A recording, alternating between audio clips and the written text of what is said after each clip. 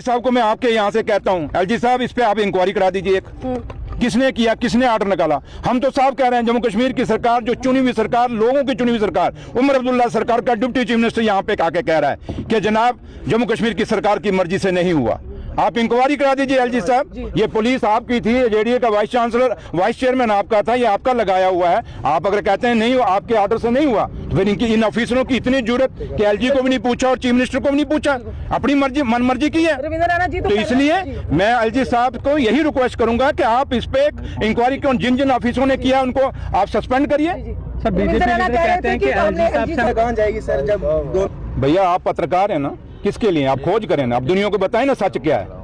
आप हमारे पे क्यों जा रहे हो? सच बताएं ना। रखी मैं वही कह रहा हूँ ना, जब डिप्टी चीफ मिनिस्टर यहाँ आके खड़ा हुआ है तो अब मैं आपको एफिडेविट दूं क्या?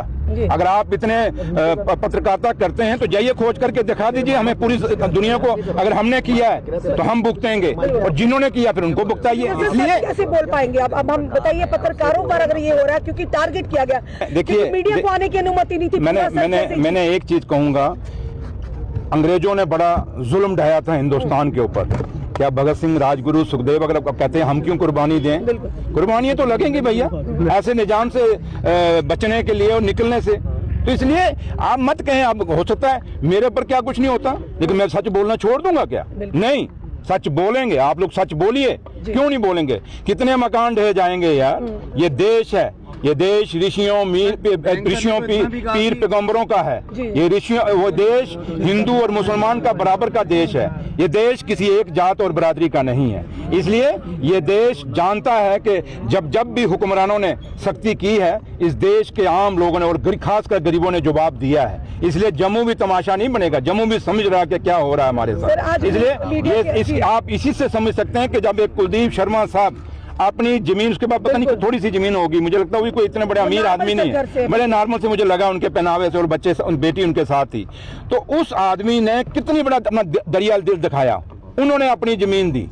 और अरफाज को मुझे पता है इसकी आंखों में आंसू आ गए। क्यों? कि आज इस बंदे को नौबत क्यों आई? आज क्यों नौबत आई कि अरफाज डांग लोगों पे डिपेंड हो गया? वो इंसान जब किसी से पैसा नहीं लिया, आज डिपेंडेंट हो गया। किसने किया? लेकिन मेरा रब ऊपर जरूर है।